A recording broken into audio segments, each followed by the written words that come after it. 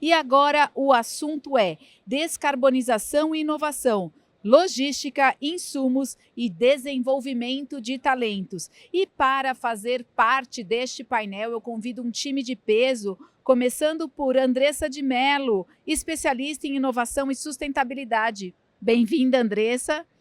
Andressa já participou de vários painéis aqui hoje do ESG, depois vocês vão poder fuçar aí, procurar em nossa programação. Obrigada, viu, Andressa, pela sua contribuição.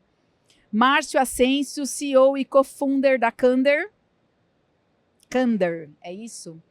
Co-founder. Vamos lá, agora eu convido Giovana Meneghel, CEO e co-founder da Nude. Como que eu falo isso? Me ensina. Co-founder. Cofundadora, gosto assim, tá ótimo. E Marco Andriola, diretor de tecnologia e inovação da Runder. Rumo Logística, desculpa. Boa tarde. Pessoal, bem-vindos, vocês fiquem à vontade que o palco é todo de vocês, tá bom? Obrigada. Boa tarde, todo mundo que está aqui ao vivo, quem está assistindo aí pela internet, acompanhando a gente depois. A gente está aqui nesse evento falando de inovação na indústria, futuro da indústria, desafios e oportunidades. Não tinha como a gente falar de futuro da indústria sem falar de descarbonização, né, gente? Então, se descarbonização está aí, é um desafio. A gente fala de metas 2050, o que a gente faz aí para zerar emissões e tudo. E no painel de hoje a gente vai trazer, então, três elementos que eu considero fundamental nessa jornada de descarbonização. Logística, desenvolvimento de talentos e aí o olhar de insumos e de cadeia. E aí, para isso, eu tenho aqui meus convidados. Muito obrigada. Vou até reposicionar minha cadeira aqui para eu ver melhor vocês, senão a gente não se vê direito. Assim eu vejo melhor, tá? Eu vou começar aqui com o Marco. O Marco Andriola, na verdade, ele falou que ninguém vai lembrar, ninguém vai reconhecer se a gente chamar ele de Marco, então é o Andriola. Ele é diretor de tecnologia na Rumo Logística, formado em eletrônica, bacharel em informática, MBA em sistemas da informação e hoje é diretor, então, de tecnologia e inovação na Rumo. Obrigada, Marco. E para aí a gente começar, o transporte ferroviário ele é naturalmente menos emissor, isso é o que a gente ouve falar e vê. Eu queria que, para começar, você falasse um pouco desses diferentes modais logísticos e aí a relação deles com emissão e já fala um pouquinho do trabalho da Rumo, tá bom? Claro, primeiro, boa tarde, Andressa, boa tarde, Márcio, boa tarde, Giovana, boa tarde a todos.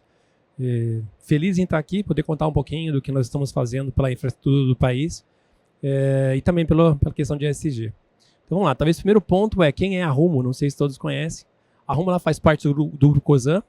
A Cosan, assim como outras empresas, Raizen, Comgás, Moove, nós também fazemos parte. A Rumo é a maior operadora logística ferroviária do país. São mais de 14 mil quilômetros de ferrovia, são 8 mil colaboradores distribuídos em 9 estados, são 1.500 locomotivas, 35 mil vagões, são 9 terminais próprios de transbordo, além de terceiros, e nós movimentamos as riquezas desse país. Commodities, principalmente grãos, milho, e soja, além de líquidos, combustíveis, contêineres e outros. Então, acho que esse é um resumo do que é a Rumo. Bem, quando nós falamos dos modais que nós temos no país, né, ou alguns exemplos, o modal ferroviário, rodoviário, hidroviário, aquaviário. Quando a gente fala em carga no país, carga-volume, os dois principais são ferroviário e rodoviário. Então, fazendo uma comparação, a gente escuta muito isso mesmo, né? Mas a ferrovia ela tem uma pegada de ESG muito maior. Mas por quê? Eu vou fazer uma conta básica aqui para vocês, talvez que vai dar uma visão. Hoje um vagão, ele transporta em torno de 4 carretas. Os nossos trens que saem aqui de Santos e vão para o Mato Grosso, eles têm 120 vagões. Ou seja, uma conta básica, 120 vezes 4, um único trem transporta cerca de quase 500 carretas. Então aqui dá uma ideia de números, e transformando isso em números, o que significa? Significa que a ferrovia ela emite 7,6 menos gases poluentes que a rodovia. Imagina o trânsito, né? 500 Sim, carretas também, é o trânsito que gera.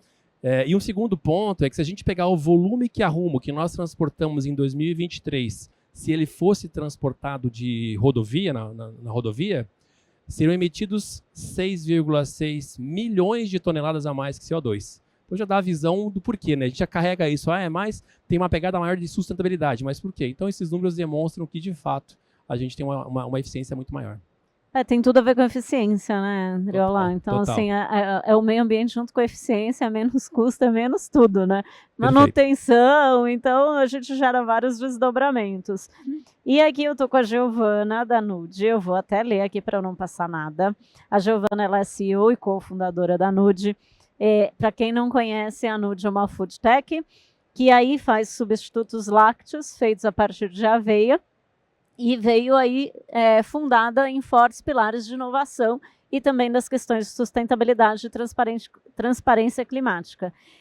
E aí, Giovana, eu queria que você falasse um pouco, né? Mas a Nude, ela, pela própria escolha de negócio, de insumo, de ingrediente, ela é naturalmente menos emissora.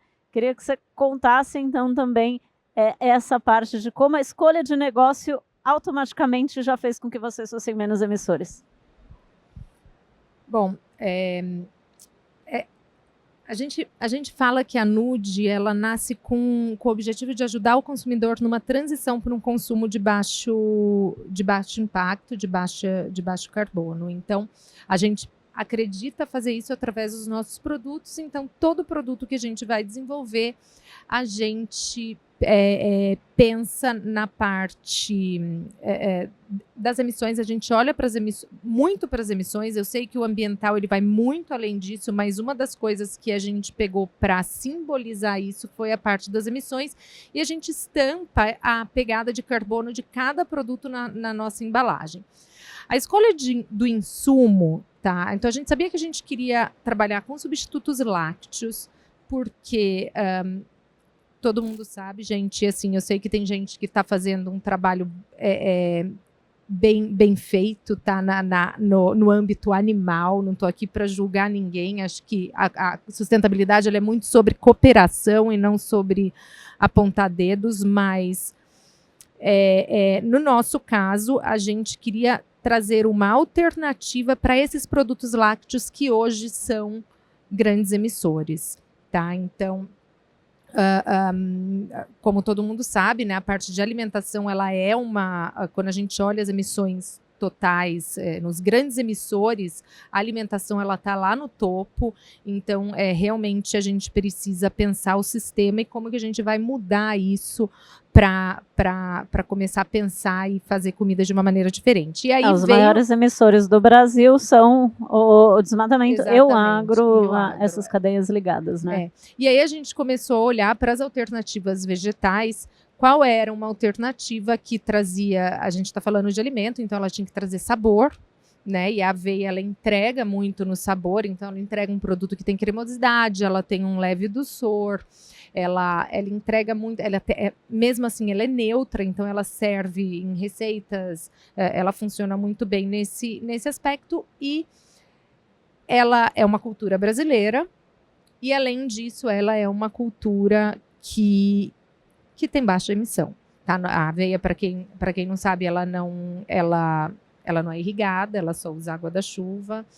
E então a gente escolheu a aveia por vários quesitos, e hoje eu falo, a gente sempre fala que não basta só olhar para essa emissão, né? Eu acho que ela é o primeiro passo. O que a gente vai fazer com a emissão daqui para frente? Então, esse número é nosso ponto de partida para a gente falar, tá, e agora? Como a gente vai trabalhar isso? E a gente sabe que a parte do campo, no nosso produto, representa 45%. Então, é extremamente relevante o que eu vou escolher como insumo para colocar no meu produto. Então, a gente sempre olha, a gente revisa a pegada de carbono. Até hoje, a Nude tem 4 anos de vida, vai fazer 4 anos de vida. Até hoje, a gente revisou essas pegadas sempre anualmente. A gente está vendo se a gente vai continuar daqui para frente fazendo isso anualmente ou bianualmente, mas até hoje fez sentido a gente fazer anualmente, porque a gente fez muitas mudanças no processo. Por exemplo, no começo a gente olhava do berço à prateleira. Agora a gente incluiu o pós-consumo, então a gente analisa, a nossa pegada ela abrange do berço ao túmulo, então a gente vai fazendo essas mudanças e quando a gente vê, mesmo que tem uma mudança relevante que a gente precisa colocar ali no cálculo, a gente faz isso de maneira anual, isso aconteceu até esse ano, mas a gente tem o plano, porque as ações de mitigação, elas levam um tempo para trazer resultado, né? Então, é uma decisão que a gente vem discutindo, mas por hora está desse jeito. E aí, só para o nosso público aqui, a gente tem diferentes entendimentos. Então, quando a gente fala do berço à porta, do berço ao túmulo, a gente está falando do ciclo do produto. Então, desde quando eu crio lá, planto, o que quer que seja, começa a matéria-prima ou a extração, a produção interna, vendo, uso e o final de vida do produto. Então, esse é o ciclo quando a gente fala do berço ao portão, é até sair da minha porta, antes de ir para o consumidor. Quando eu falo do berço ao túmulo, é pensando todo esse ciclo, as emissões nesse ciclo. E aí você trouxe um ponto legal, conecta com outro painel que a gente teve, que é também a questão de não irrigação, como eu conecto a descarbonização, as emissões junto com água. A gente teve um outro painel que falou bastante de água e de como está ligado a mudanças climáticas e como é importante. Então, acho que essa visão na cadeia aí é muito legal da gente trazer esses aprendizados e esses questionamentos. E tem, só para completar, tem um negócio que a gente começou a fazer recentemente, quando a gente tem diferentes opções de embalagem, a gente começa a olhar para ela antes do desenvolvimento para escolher a embalagem. Agora, recentemente, a gente calculou a CV de 3 diferentes opções para decidir qual era a mais favorável nesse aspecto. Então, é uma coisa que a gente começa a olhar para realmente tentar colocar a sustentabilidade em cada etapa da criação desse produto, não só no ingrediente, mas tudo que envolve colocar esse produto ali na prateleira. Ótimo. E eu estou aqui também com o Márcio Ascencio, ele é CEO e fundador do Kander, trabalhou em grandes agências de publicidade, então a gente tem um outro tipo de conhecimento. Olha como a gente tem 3 perfis muito diferentes aqui nesse painel. Então, é publicitário, trabalhou em várias agências, mestrando em empreendedorismo e inovação, e aí CEO, então, da EdTech Kander. E aí eu queria que você trouxesse, Márcio, um dos maiores desafios. Eu lido com empresas desde a aviação até logística, bens de consumo, B2B, enfim, uma infinidade de negócios. E para várias delas, para todas elas, um dos desafios da descarbonização é a formação de pessoas. É ter pessoas com conhecimento, a gente desenvolver esses conhecimentos para que a gente consiga avançar com o que é necessário na agenda. E eu queria que você trouxesse aí um pouco de qual a motivação do Kander, que acho que vem endereçar um pouco esses desafios de formação de profissionais. Boa tarde, Andressa. Boa tarde, Giovana, Marco, plateia. É um prazer estar aqui. Obrigado pelo convite. É isso. A gente vem com a nossa proposta. O Kander é uma edtech nova que está surgindo aqui. A gente estamos nos lançando no mercado com uma proposta um pouco diferente, reconhecendo que a necessidade das empresas de transmitir os seus valores e de também qualificar os colaboradores e toda a cadeia, não só os colaboradores, mas toda a cadeia de valor com que as empresas lidam. Então a gente traz aí uma proposta de conectar quem tem esses conhecimentos que possam ser repassados para os colaboradores, os stakeholders, sendo mestres e doutores. A gente busca, então, trazer para a capacitação profissional, para a qualificação profissional, uma régua de qualidade maior, trazendo esse diálogo da academia com os negócios. Então, pessoas que têm mestrado, doutorado e que também trabalham na iniciativa privada, que estão enfrentando os desafios no dia a dia, trazendo esses conhecimentos que são embasados tanto pela experiência quanto pela pesquisa.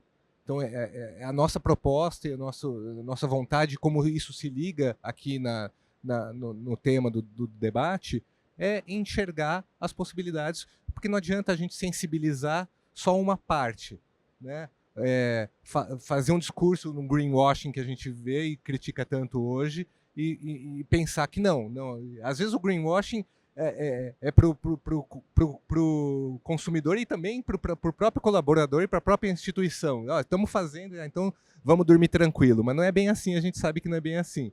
Então, quando a gente traz a qualificação, pessoas qualificadas como você, Andressa, para para trazer o conteúdo e formar, na verdade, pessoas mais alinhadas com a agenda das organizações, né? Então, isso vale para a agenda de sustentabilidade e também extrapola para outros desafios, né? A empresa, o Candler, a gente tem essa transversalidade de temas, né? Então, a gente está lançando um curso que a gente vai falar em breve de ESG, de sustentabilidade, dando spoiler aqui, mas também em outros temas, porque os desafios das indústrias são múltiplos, né? Então, assim, esse alinhamento é extremamente importante, mas ele precisa ser bem feito.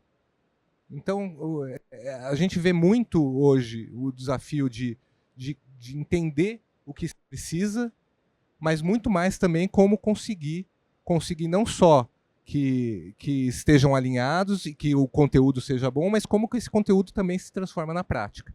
Então, a gente também traz na proposta uma proposta metodológica também de aprendizado baseado em projetos, porque a gente acredita que o aprender se dá no fazer também. Então, o fazer do que a gente está falando aqui, do que a gente está discutindo aqui, também é importante. Todos nas organizações, em cada caixa que lhe cabe, né, saber também o seu papel no desenvolvimento. Então, para isso, não basta a gente chamar um especialista ou um técnico que domine uma parte da cadeia. É preciso a gente trazer pessoas que tenham uma noção mais ampla e que possam endereçar para cada público, para cada stakeholder, como que uma visão mais holística de cada tema pode aterrissar numa determinada habilidade ou competência que se vai desenvolver na organização. Não, Márcio, ótimo ponto. O Márcio trouxe um ponto aqui que eu vou dar um gancho, vou jogar para o Andriola de volta. O Márcio falou dessa visão das empresas de um cuidado, né, de achar que está fazendo, achar que está ótimo e quando não está. E aí a gente falou aqui da ferrovia, que ela é de fato menos emissora, né? Mas ao mesmo tempo ela ainda assim tem os desafios dela mesma para descarbonizar. Eu sei que a Rumo ela é bem consciente disso. Queria que você trouxesse, então, quais são esses desafios, apesar de já ser melhor o que a gente viu, quais são ainda os desafios e quais as inovações tecnológicas, já que você lida aí com tecnologia e inovação, quais são essas inovações para endereçar esses desafios?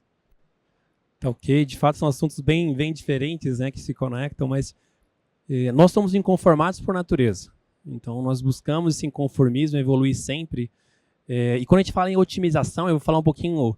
A cadeia logística na ferrovia tem desde o terminal, a circulação de trens, tem o porto. Então, quando fala otimização, é uma cadeia longa, mas eu vou falar um pouquinho mais da jornada do trem. Especificamente, eu até trouxe uma locomotiva aqui para materializar. Tá? Isso aqui é uma réplica das nossas principais locomotivas. Né? Essa aqui é uma C44, é o que roda na nossa frota aqui de Santos até Rondonópolis.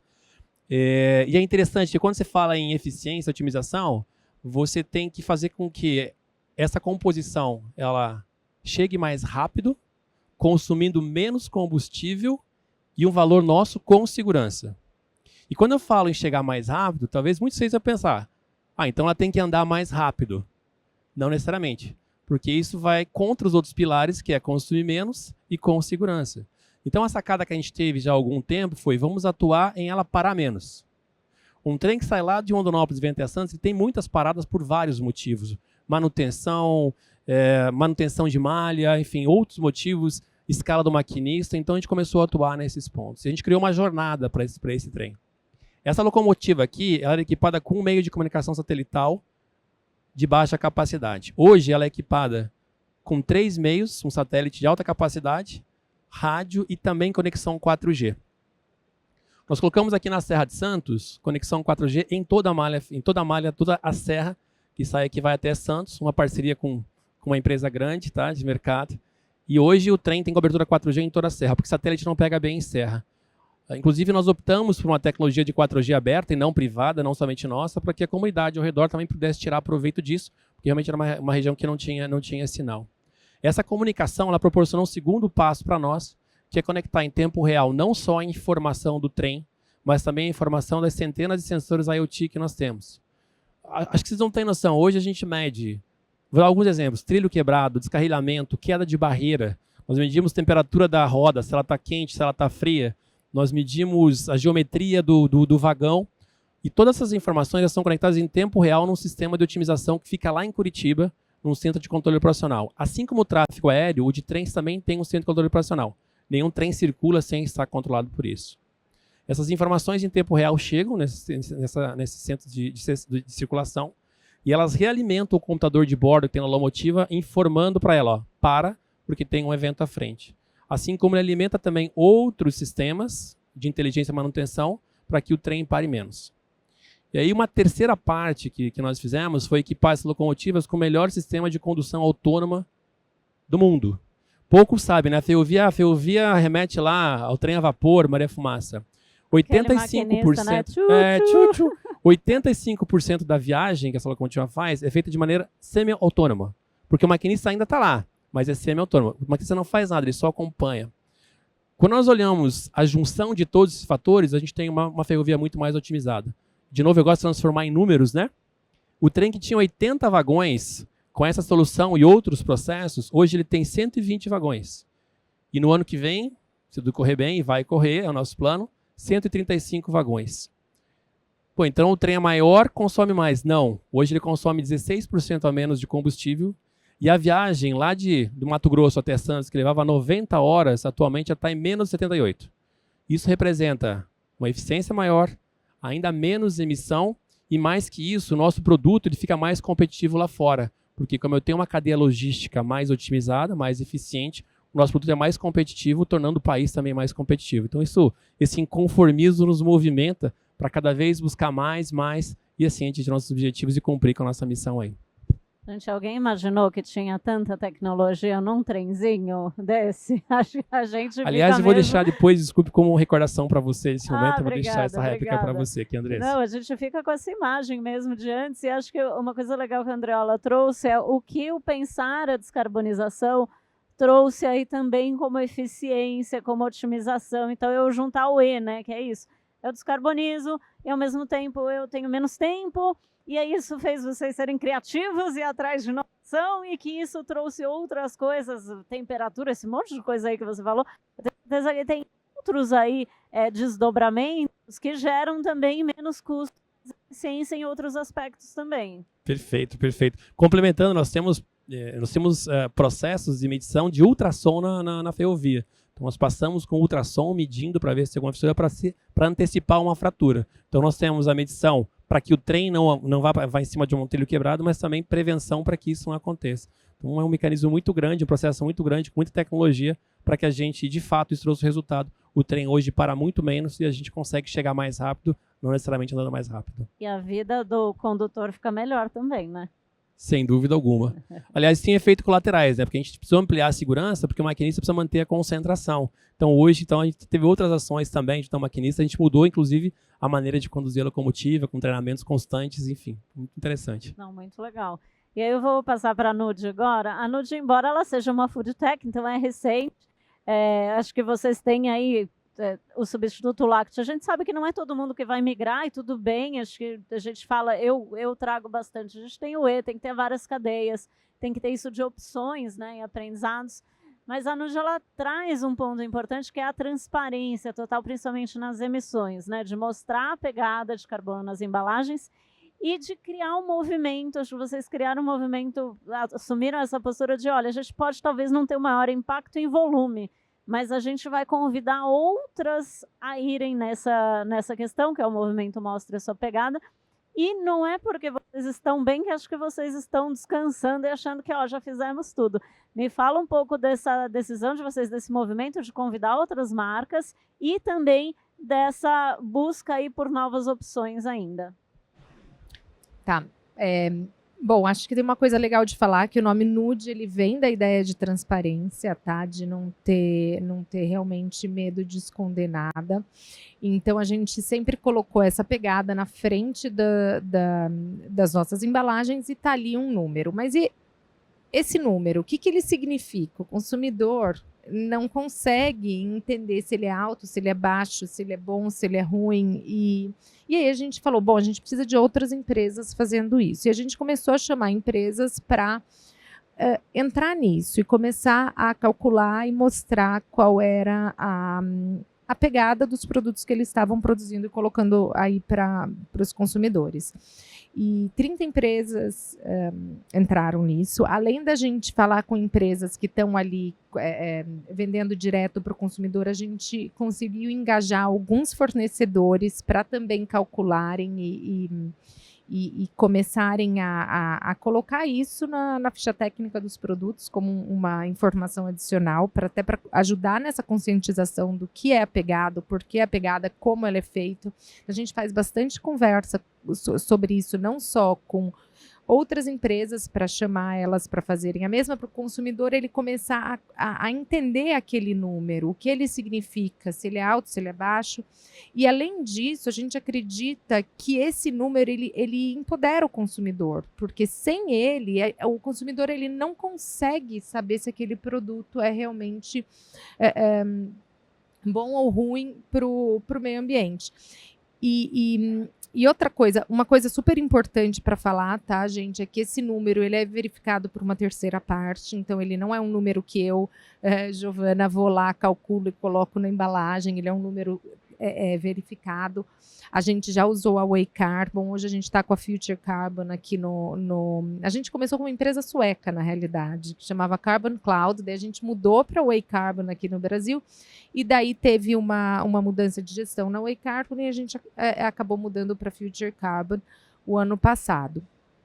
Então, ele é verificado por uma terceira parte e é um número que o consumidor ligado ele também pode ir acompanhando a evolução da empresa. Então, a empresa aumentou a emissão, ela diminuiu, o que ela está fazendo? Porque teve uma mudança estratégica que a gente fez recentemente, que foi decidir não ser mais carbono neutro com base em compra de crédito. Então, isso foi uma decisão que demorou, acho que uns 6 meses para a gente tomar. Eu só imagino. A gente chamou gente de fora para nos aconselhar nessa decisão e a gente acabou decidindo parar de neutralizar. A gente nasceu como empresa carbono neutra, até porque a gente acreditava que essa era uma comunicação mais fácil para o consumidor entender. Mas depois a gente começou a ver que o que importa é o que você está fazendo realmente ali na sua cadeia. E não eu ir lá simplesmente comprar um crédito de carbono e assumir que aquilo ali tá feito, eu fiz a minha parte. Essa música para os meus ouvidos. Mas é uma coisa, porque eu acho que assim, muita empresa usa o claim carbono neutro e não fala do que está fazendo.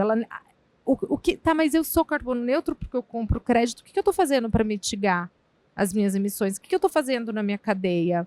Então, a gente realmente decidiu, é uma conversa que fica mais complexa, mas a gente acredita nessa postura, inclusive na Europa, recentemente, agora você como empresa, você não pode falar que você é carbono neutro se baseando em compra de crédito, você só vai poder você só vai poder falar isso se você realmente estiver mitigando na sua própria cadeia, e é isso que a gente está buscando. A gente começou, há 2 anos atrás, alguns projetos de agricultura regenerativa, porque a gente acredita que essa prática tem o potencial de sequestrar carbono, a gente ainda não sabe o que vai dar, não sabemos se vai ter sucesso ou não. A primeira safra a gente perdeu por evento climático, então, mas a gente está lá numa segunda tentativa e esse ano a gente já conseguiu.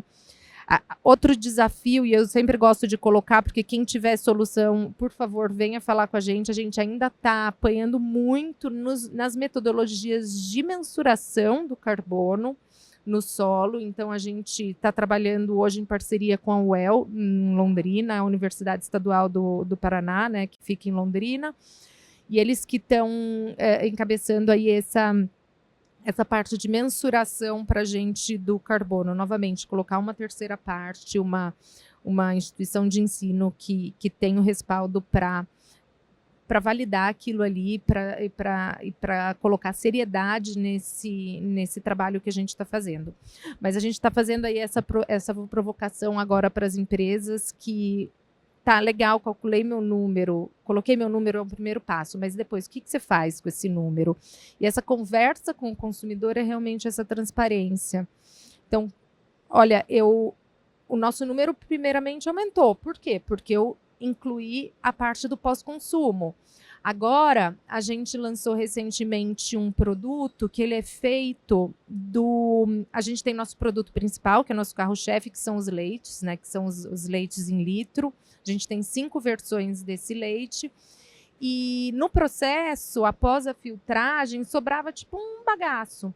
E a gente descartava isso. E isso, obviamente, entrava na conta da nossa pegada de carbono. E a gente começou a olhar para aquele bagaço e falar, tá, mas o que ele tem nutricionalmente? E a gente descobriu que era basicamente fibra e proteína. Então a gente olhou para ele e falou, é um alimento que ele é rico nutricionalmente, o que a gente pode fazer com ele? E a gente transformou ele num cereal, e com isso, não só eu criei um outro produto para o meu portfólio, que tem um aspecto nutricional super interessante. Hoje em dia a gente não tem uma opção de cereal proteico saudável, sem açúcar. E, além disso, eu diminui o número da pegada, a minha pegada do meu produto principal. Então, todas essas, o projeto de regenerativa, o projeto de olhar para a nossa cadeia, ver onde tem descarte, eu tenho possibilidade de utilizar isso em alguma outra coisa para mitigar para diminuir ali o que eu estou deixando no meio ambiente. Então, esse foi o pensamento aí por trás. A gente tem um super orgulho desse projeto. Ele ainda não está no mercado, mas logo mais vai estar. Spoiler, cenas dos próximos capítulos. A gente também dá spoiler aqui. Eu gostei que você falou dessa questão do carbono neutro, porque até tem a gente está lançando um curso sobre mudanças climáticas, eu estou dando spoiler também, a gente daqui a pouco vai falar um pouquinho mais, em parceria com o Kander, mas uma das provocações que eu faço ali é justamente um posto de gasolina carbono neutro. Gente, amo o posto de gasolina carbono neutro. Amo. Posto de gasolina carbono neutro só confunde. Dá para ser tecnicamente carbono neutro? Sim. Mas, gente, vale a pena falar com posto de gasolina carbono neutro? Não, e outra coisa que eu quero complementar, eu adoro quando as empresas jogam a responsabilidade da neutralização para o consumidor também. Então, ela joga uma responsabilidade que é dela para o consumidor. Então, ela você está comprando isso, já aproveita e neutraliza aqui. Eu falo, gente, isso é uma... Eu fico em choque. Terceiriza, né? Terceiriza, quarteiriza, e assim vai. E aí, a Giovana falou da implementação. E o Andriola trouxe vários exemplos aqui, né, de inovação, de aplicações que foram trazidas com essa mentalidade. Mas eu vejo bastante, aí percorrendo muitas empresas que a gente trabalha, enfim, ajuda e apoia, para a inovação dos grandes desafios é justamente colocar na prática.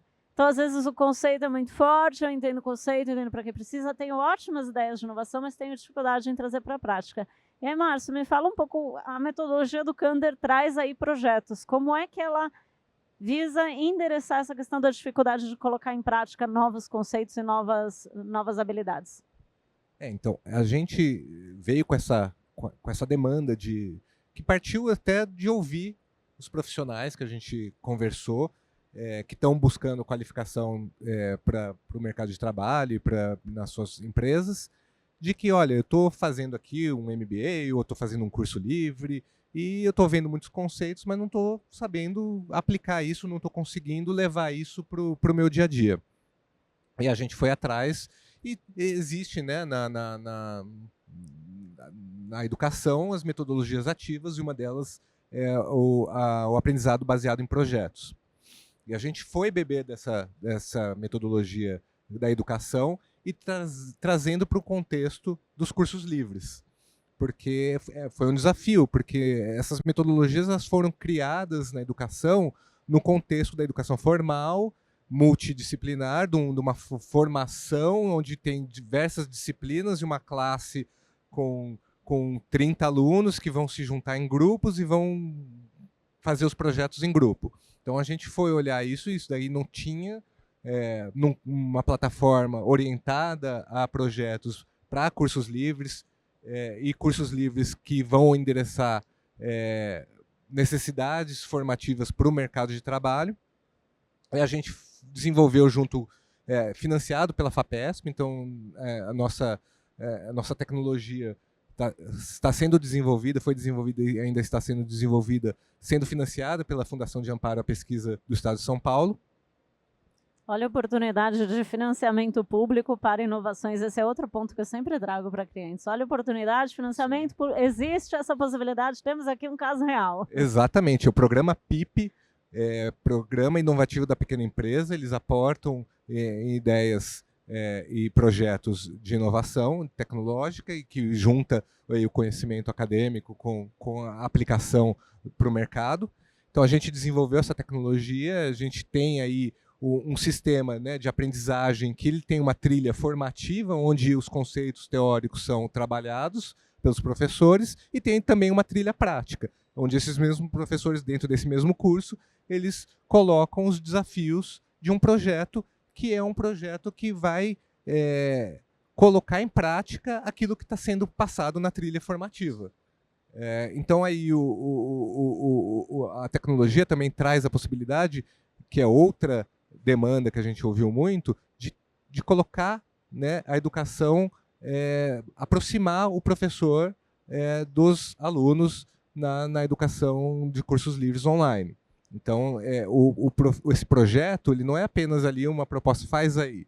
Não, tem o professor, o especialista, o mestre, o doutor, que vai orientar o profissional, os estudantes nessa trilha. Então, etapa a etapa, eu mando a etapa, o professor olha, e isso conversa com outro conceito da educação também, que chama educação significativa. Então, assim, a educação tem que ter um significado, tem que ter um porquê. Eu estou ali fazendo, não é porque alguém mandou eu fazer. E isso na educação corporativa é muito importante, porque geralmente é assim. Olha, comprei aqui um curso para você, faz aí, e eu vou olhar se você viu todos os vídeos. Eu vou controlar isso. E a gente acredita que isso, a forma como é feita, não é a melhor forma de se fazer. Então, o desafio de colocar a coisa em prática é, primeiro, trazer significado. Então, aquilo que você está aprendendo, o próprio projeto já te dá o porquê que você está fazendo. Por que você está aprendendo o que é pegada de carbono e como faz? É porque você vai estar neste assunto aqui, neste objetivo da empresa, e aqui é o que você está aprendendo agora. Então, isso daí traz muito mais sentido para as coisas. Então, a educação tem sempre ser um sentido, no caminho para onde a gente está indo. Então, a gente acredita muito nessa proposta, né? Eu gosto desse mix, que é um mix de um aprendizado prático. Então, como é que eu coloco em prática? Endereça a necessidade de desenvolvimento que a gente tem na indústria. Por outro lado, ele tem um rigor técnico, que é isso assim, olha, é baseado em conhecimento acadêmico, rigor científico, que isso é bem importante em todas as áreas, mas ao mesmo tempo ele também é mais curto, não é aquela coisa que é um curso formal, que eu vou ficar 2 anos e tudo. É um curso livre, mas com rigor técnico, com praticidade e profundidade. Então, acho que esse balanço do que a gente fala, eu tenho falado, quem já me acompanha sabe, eu falo do E, né? Então, essa combinação, acho que é muito poderosa para as empresas. E aí eu vou pegar esse ponto do E, de juntar um monte de coisa, vou jogar lá para a Andreola de novo, que é a gente falou da logística, e a logística é super crítica, né, de descarbonização. E a gente falou um pouco do transporte em si, das máquinas, você explicou um monte de coisa aí legal que a gente nem sabia que tinha, né? Mas para a ferrovia a gente tem toda uma infraestrutura. Você comentou aí 14 mil quilômetros de ferrovias no Brasil. É muita coisa. E a gente tem as questões ambientais, financeiras e também sociais dessa questão toda. No social, a gente chegou a comentar anteriormente da questão do condutor, né, do maquinista, o quanto toda essa modernização ela trouxe melhoria para o maquinista, mas a gente tem todo um ecossistema de pessoas, desafios, pessoas, ambiente, financeiro nessa malha logística, que alguns eu imagino que você endereça sozinho e outros em parceria. Me traz um pouco aí quais são e como você está lidando. Ok, aqui a gente tem uma questão interna e uma questão com a sociedade, né? O trem interage com a sociedade. Não sei quem vive em cidades que o trem passa, mas porteira, tem perfeito, tudo isso. São as PNs também, as passagens em níveis. As passagens perfeito, nível, perfeito. passagem subterrânea. Assim Deixa eu contextualizar um pouco então tudo isso. Bom, primeiro, a Rumo é a primeira empresa de logística do Brasil a fazer parte do índice Dow Jones de sustentabilidade. Isso demonstra o compromisso que a gente tem com essas ações de evoluir, né, os nossos compromissos. E aí eu posso citar alguns exemplos aqui. Hoje nós temos uma diretoria, que é a Marina, que está à frente dessa diretoria, que ela é específica para as questões de ESG, enfim, que para reforça ainda mais esse compromisso. Listar alguns exemplos aqui. Nós temos na Baixada Santista 39 projetos em andamentos sociais, que eles envolvem mais de 30 mil pessoas da comunidade. A gente carrega um lema que não é fazer para a comunidade, mas é fazer com a comunidade. É como que nós nos mobilizamos juntos para transformar a Baixada Santista em torno da ferrovia. Olhando mais para um outro aspecto, historicamente, a ferrovia ele é um mundo masculino. Isso é histórico, né?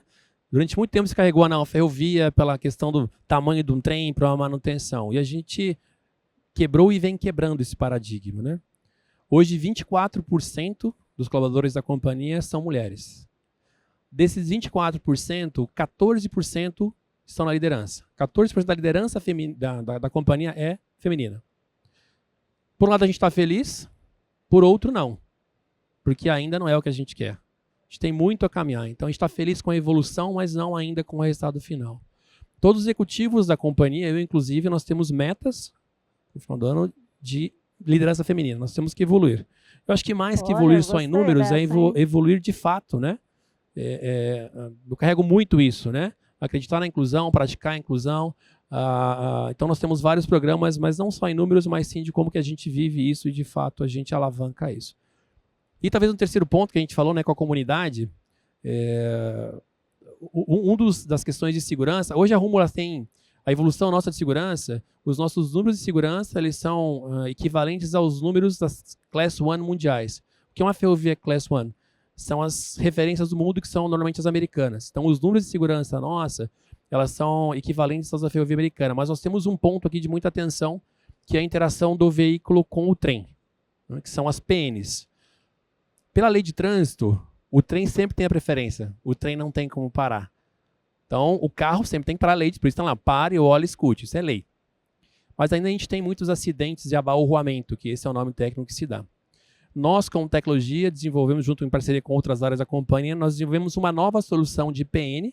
Nós temos 24 dessas em teste, nos quais nós instalamos as 24 nos principais pontos de acidente que nós tínhamos. Essa PN reduziu em 95% o índice de acidente nessas passagens. E nós estamos em parceria agora com o governo, porque tem todo um processo de homologação para mudar o código de trânsito para poder instalar essas PNs. Eu dei alguns exemplos, né, da questão que a gente tem dos nossos compromissos, são pequenos exemplos. Acho que deu para ver, eu sou apaixonado pela ferrovia, senão nós vamos até amanhã aqui falando. Eu dei alguns exemplos, de fato, dos compromissos que nós temos. Nós temos vários outros projetos e compromissos para atingir a médio, curto e longo prazo. Eu queria chamar a atenção para um fato aqui, que acho que ficou claro na fala do Andriola. Vocês viram que ele não é uma pessoa de sustentabilidade da Rumo, né? Ele falou da Mariana, que é a diretora de sustentabilidade. Então, assim, ele não é a pessoa da sustentabilidade da Rumo. A Giovana não é a pessoa de sustentabilidade da Nude, ela é a CEO.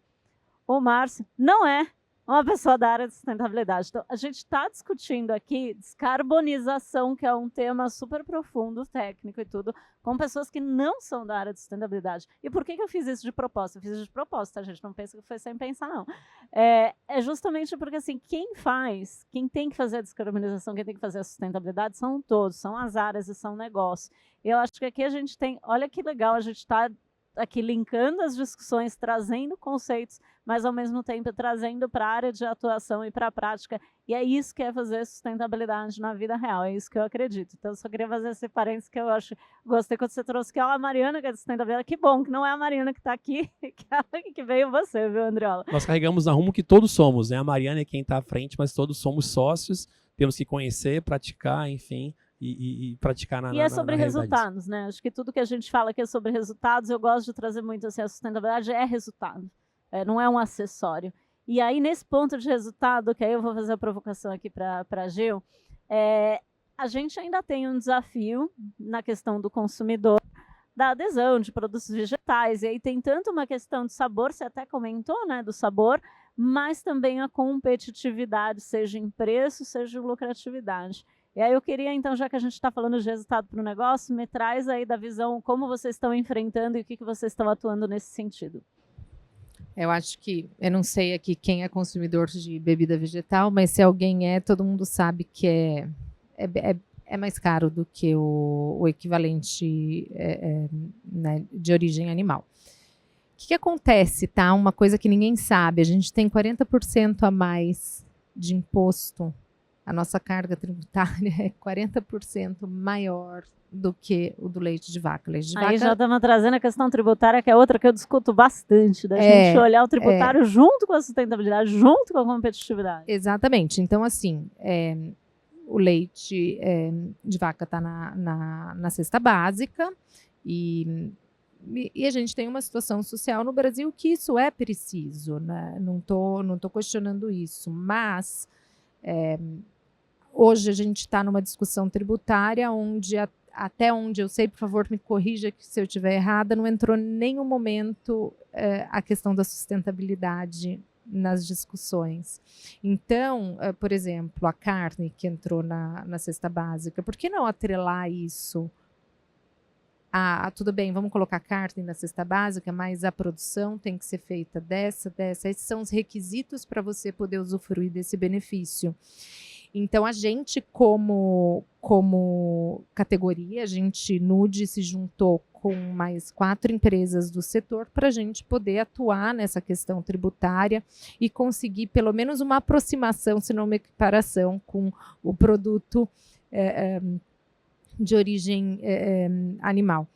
Então, é uma jornada muito difícil, acho que todos aqui que conhecem um pouco da política brasileira podem imaginar, e envolve questões assim que todo mundo conhece, enfim. Mas a gente está lá, a gente está brigando por isso e vamos ver o que a gente vai conseguir. Sem dúvida, quando você ganha escala, você consegue melhorar seus custos e aí, obviamente, você consegue melhorar o preço, mas hoje o maior impacto é tributário. Então, se a gente conseguir algum ganho ali, que a gente tem esperança de conseguir, isso já vai trazer um impacto gigantesco. E assim, gente, eu não estou só falando, se existem pessoas que não acreditam em mudanças climáticas, infelizmente. Então, deixando essa questão de lado, que ela é polarizante, vamos falar de saúde. Hoje em dia, cada vez mais pessoas são diagnosticadas com intolerância à caseína ou intolerância à lactose, que daí, se você tem intolerância à caseína, você nem pode tomar um leite sem lactose, porque a caseína ela é a proteína do leite, né? Então, é uma questão que precisa ser discutida. Por que essas pessoas não podem ter acesso a um produto que elas possam usar na mesma maneira que elas usariam um leite convencional? Então, é uma questão profunda, é uma questão que envolve muito trabalho, um trabalho de formiguinha, mas esse é o grande salto para a categoria e a gente se juntou aí com outras empresas da nossa categoria para ganhar força e conseguir atuar aí. Eu trabalhei muito tempo, ainda trabalho com questões de economia circular e de reciclagem, e essa questão tributária ela era, sim, uma dificuldade, um dos empecilhos, um dos desafios. E aí a gente teve aí que fazer, são vários trabalhos. E aí o que a gente estava falando? Acho que qual que é o recado aqui do que fica, né? Tem alguns desafios que estão mais na mão da empresa, tem outros que estão menos. Tem uns que são questões de advocacy. O Andreola trouxe os exemplos de interação com a comunidade, de como é que eu faço com e não para e nem de, então como é que eu trago junto. A Giovana trouxe essa questão do advocacy também, o que é importante, como é que eu olho questões conjunturais, tributárias. Então, assim, a gente vê uma série de coisas e tem coisas, sim, que para a gente poder avançar precisa de política pública, precisa de discussões setoriais. Acho que esse é outro aprendizado aí que a gente deixa. E eu vou para o... Só falando, por exemplo, o Brasil tem meta 2030, ele tem meta de redução de emissão. Por que as empresas que estão fazendo alguma coisa para ajudar com essa meta, elas não estão sendo beneficiadas? Sim. Acho que essas são discussões aí importantes, que tem coisa que a gente discute como país, tem coisa que a gente discute como setor, tem coisa que a gente discute como empresa e, como a gente já falou, como a cadeia da minha empresa, né?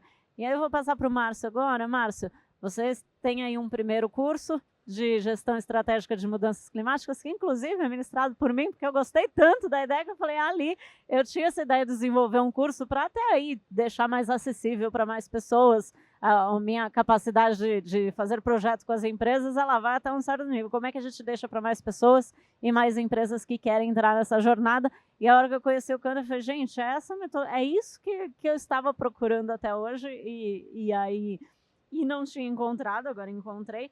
Mas eu queria que você falasse um pouco, o que você viu que um curso como esse pode ajudar as empresas com esses desafios todos que a gente está falando? Eu acho que, estava pensando aqui, ouvindo vocês, eu acho que o painel podia se chamar Walk the Talk, né? A gente fazer o que a gente está falando.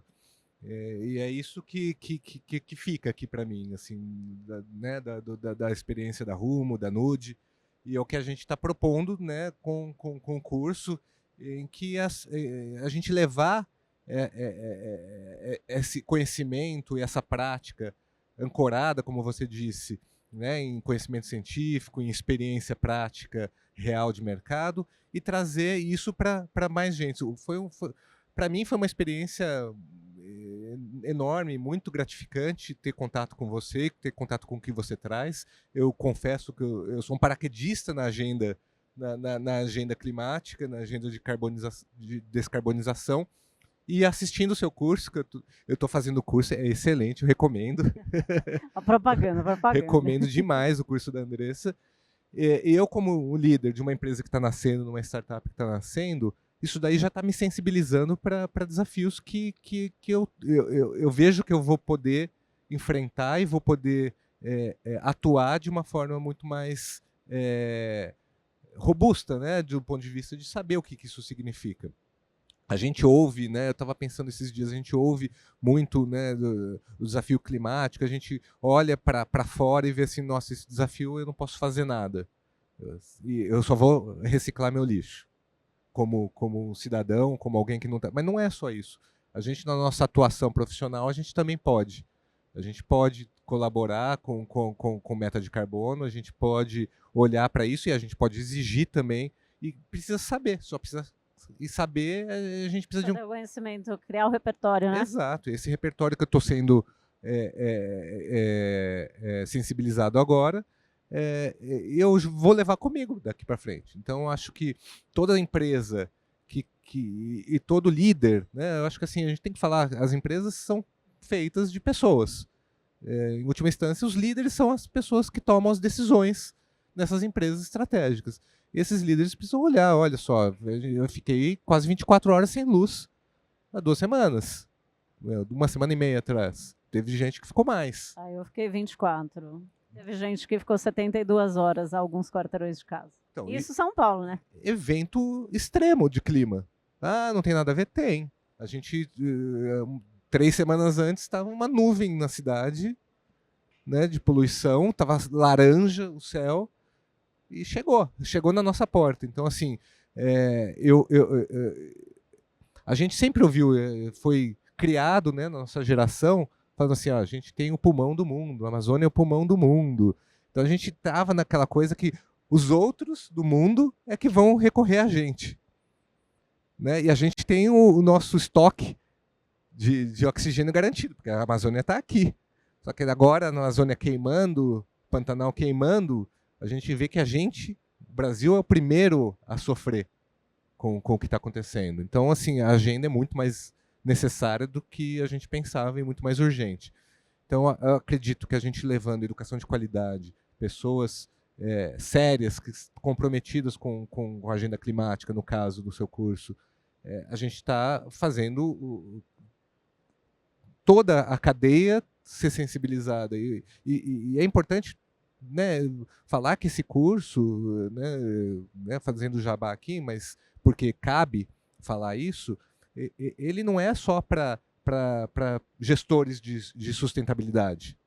Eu acho que ele é importantíssimo para qualquer líder que esteja vivendo neste planeta. Entendeu? Porque ele precisa saber aonde o braço dele pode chegar para colaborar nessa agenda e que é necessária. Porque ele está habitando o mesmo planeta que a gente. Né? Tem alguns que estão querendo ir para Marte, mas enquanto eles não conseguirem, eles vão também ter que ajudar aqui. Então, eu fico muito feliz desse ser um dos primeiros cursos aí da nossa plataforma, porque mostra um caminho. E esse caminho é um caminho viável, é um caminho que a gente aprende e a gente já sabe como que fazer.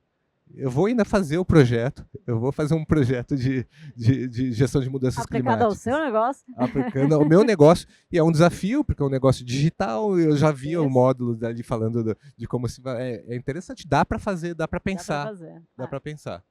Acho que eu vou pegar até essa fala do Márcio e vou mudar minha pergunta final aqui para todo mundo, a gente até está acabando o tempo.